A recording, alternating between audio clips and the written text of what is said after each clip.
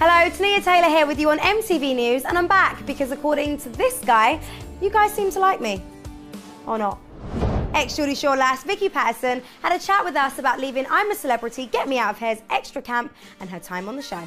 I would never regret doing it. It was an amazing opportunity and I was incredibly fortunate to even be considered. I would have loved to have been given a second chance. Anyone who says otherwise is lying, but I respect the decision and I wish Scarlett and obviously Joe, who's gone back, the best of luck, and I have no doubt they're going to make a fantastic show because they're all brilliant. I'm looking forward to sleeping more.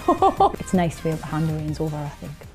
It's National Coming Out Day, and as someone who's been through it herself, YouTuber Dodie Clark is on hand to share a few words of advice for anyone thinking about coming out to friends and family. Make sure you're safe. Like, you don't have to come out if you don't feel like you're able to. Maybe try and gauge their opinion if you're not sure on where they stand by talking about LGBTQ+ things around them, see what their reaction is like. If it's positive, maybe talk to your friends about it as well. But yeah, good luck and stay safe. TV and film still seems to have a tendency to forget about bisexuality as an identity in its own right. So what can we all be doing better to avoid this bi-erasure? Dodie's got some thoughts. I like the idea of not making it a statement, you know, not making it weird or like a kooky quirk, just being like, oh yeah, she's bi, whatever, he's bi, they're bi. I just think that's really nice to have a character who is that unapologetically and it be normal. But also have someone who isn't just gay or isn't just a lesbian, you know, have someone like me, because then a lot of people will be able to relate to that and not be so confused for so long. If you want support or advice on anything related to your sexuality, coming out, or the LGBTQ+ community in general, head over to stonewall.org.uk.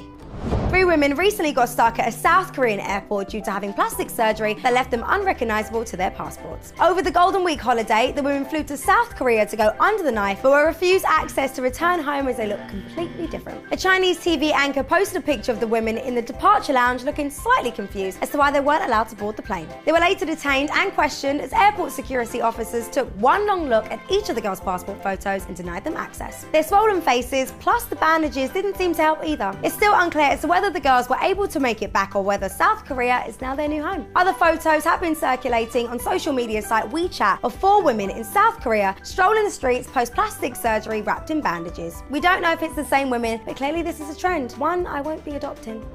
As Kourtney Kardashian called Bella Thorne and Sophia Richie hookers after dating Scott Disick. In a newly released clip for the upcoming episode of Keeping Up with the Kardashians, the reality star was heard talking to Mum Chris about Scott, saying he needs to get a life and leave me alone. All he does is try to make everybody else feel bad for him and try to make me look like the bad guy in this situation, when clearly I'm not. She then went on to say, I have to handle it when he's out photographed with a different hooker every day. Kourtney love, we're talking about these photos. They're actually models and actresses, but who are we to say? Bella has come out and said there's nothing between herself and Scott, they're just friends. Sophia, on the other hand, I mean, just take a look at the lip action here. That's more than just a friendly handshake, right? Plus, she's posted a picture of the pair on her Instagram looking all cute and cozy, so we know it's real. We have spent the last 10 years watching Kourtney and Scott's on again, off again relationship, but this time it seems as though it's over for good. That wraps up MTV News today with me, Tania Taylor. There's more from me next week.